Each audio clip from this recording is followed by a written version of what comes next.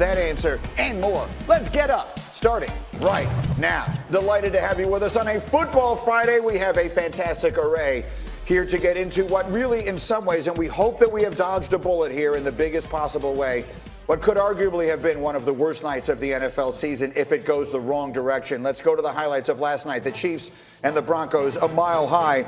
And Patrick Mahomes, the question coming in was about the ankle. And in the warm-ups, look, he looks fine. He's running around. He looks okay. And then he looks pretty good here, too, throwing a 21-yard touchdown to McCole Hardman. Look, he's right now in a tremendous groove with his wide receiver core. I don't care if he has one ankle, two ankles, no ankles. If he's out there barefoot, the guy just is in a nice groove and understands this offense as good as you possibly could. But then came this. Second quarter, Chiefs are up 10-6. This is a 4th down and 1 from the 5-yard line.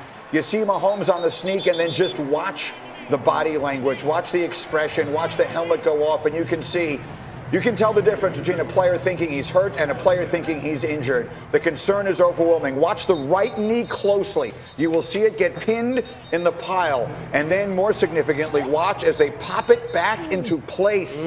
I see the faces of all the football players on my set grimacing as they watch.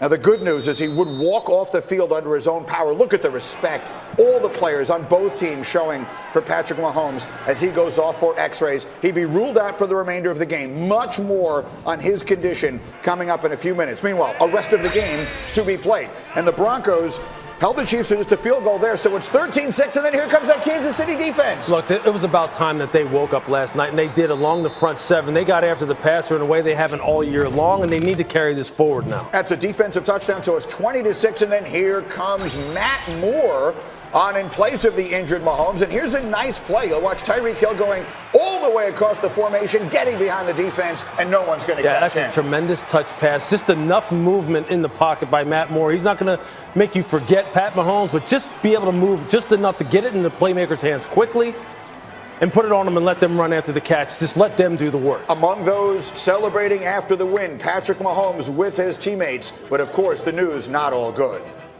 I feel terrible for Pat. I wish him well. I hope the best for him. I don't know what it is, but that was hard to see. But knowing you got to go in, you kind of got to get your head straight real quick and go try and win a ball game. We've seen teams that let themselves down after one of your best players or the best player gets hurt, in particular the quarterback. And I was proud that our guys just stepped up and kept battling and really everybody upped their game, I thought. So you saw Mahomes in there celebrating to some degree with his teammates afterwards. He would tweet this: awesome team win. Love my brothers. Thank you for all the prayers. Everything looking good so far. Hashtag God is good. Hashtag Chiefs Kingdom. Let's get to the man with all the information. That's our insider Adam Schefter joins us now. Shefty, what are we hearing on Mahomes?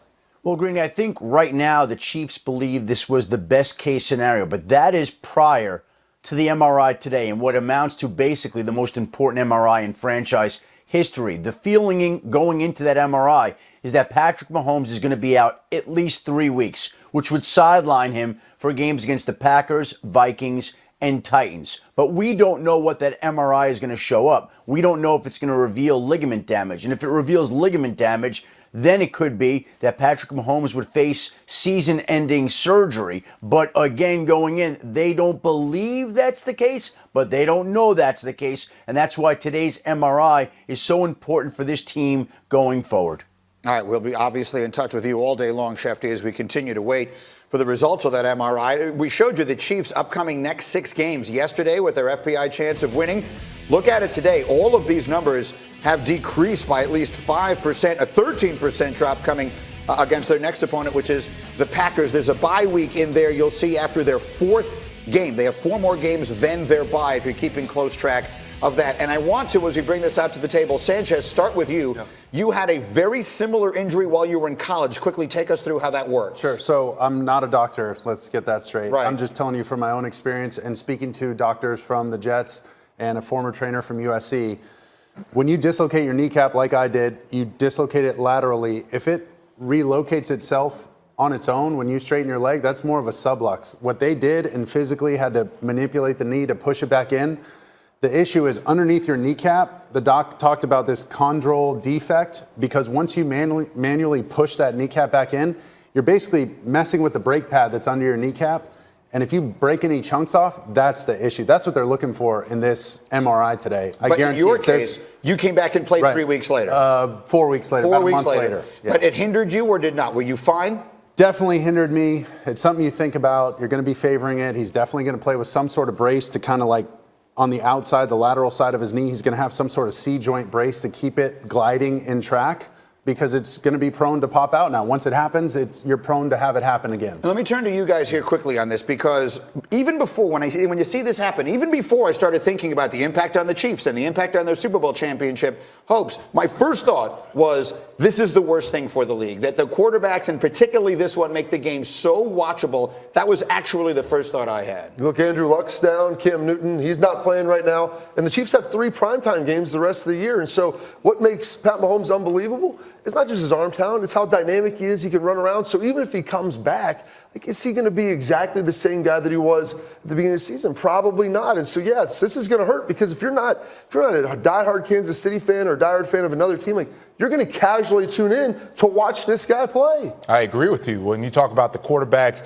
the NFL has done everything that they can to protect the quarterbacks. Anything outside of now these fluke injuries that happened to Ben Roethlisberger, now also Patrick Mahomes. So when the quarterbacks are getting hurt, it does hurt the league. But there's still a lot of football out there with a lot of good players that we can tune into. So the NFL needs to kind of drawn to that. Do you help the marketing on that aspect for the other players? All right, so Lewis, let's then spin it to the element of the Chiefs here. They are a team that has already lost a little bit of ground in a chase with the Patriots. They've lost a home game against the Texans, which is maybe the next team coming up. How does this impact them if he misses, let's call it 3 or 4 games? Well, it obviously impacts their ability to make special plays. And he's the eraser. He's kind of like the equalizer for them when they're not playing and hitting on all cylinders as an overall football team. But what will happen now is kind of like the same thing. Like, I remember talking to Doug Peterson about this when Carson Wentz went out and when Nick Foles came in. Now Matt Moore just has to try and not be Pat Mahomes, because he's not. Now he just has to be a point guard. Just distribute the football. They're set up on offense enough so where they have enough playmakers to just get the ball in their hands quickly. Don't extend plays. Don't run. Look, you're not going to make those kind of plays Pat does. Just put it in the hands of Tyreek. Put it in the holes. Put it in the hands of McCole Hardman. Put it in the hands of Travis Kelce and let them do the work. And Andy will make sure that the offense funnels that way. And Matt's been around long enough to know better. But and that's Lou, where we that's need to what's talk going to have about to the be. defense also. That was where I was going to go next, because their defense has been a major hindrance. Correct. They can't even get off the field in the last couple of weeks. Yeah, even with Patrick Mahomes, as poor as the defense had played, aside from last night, still saying, look, they're a wild card team. They're going to lose in the wild card and maybe divisional round. If the defense steps up, the way they played against the Broncos, with the pressure, with the turnovers, the takeaways, the touchdowns, then you don't have to worry as much during this stretch when you don't have Mahomes. You have to worry about them down the road now, obviously, when you face the Patriots and better teams. But the defense has to take the onus that the theme of this team is now defensive as opposed to offensive. And the key, what happened last night, they were able to stop the run early in the game. They were able to score and get a lead. The Kansas City Chiefs have a good pass rush. They've always had a good pass rush. The problem is when you're playing teams and they can run the football on you and you're not scoring like the Chiefs, they can continue to run the football and wear them down like the Texans that were able to do, like the Colts were able to do. That's what changed the math for them last night, was the lead, and they shut the run down early. They discouraged it, and then they were able to feast on Joe Flacco. And let's not forget also, I mean, look, they were playing against one of the worst offensive lines in the football. The Denver Broncos have a whole nother set of issues that were really brought to light last night. But there's no question, Frank Clark, actually, it was like his introduction to the NFL for 2019 last night. And they've been waiting on that.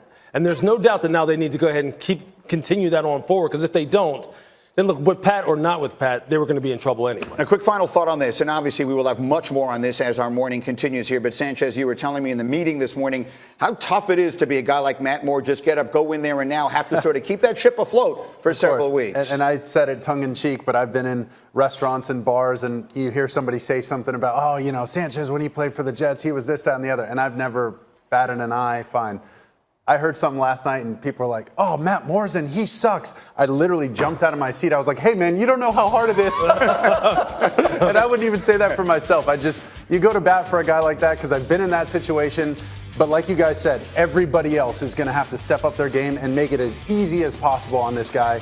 He's played a lot of football, but that doesn't mean it's a guaranteed success. So my hat's off to him. This is not an easy position. Just I wish him the very best. Again, so this is, I mean, Shefty said it. It's the most important MRI in franchise history. It's the most important MRI of the NFL season. It will definitely determine whether the Chiefs at some point again become a Super Bowl contender or most likely do not. We'll have much more football as we go. But let me get you to the Bronx last night. The other huge game on the schedule, of course, was Game 4 of the AL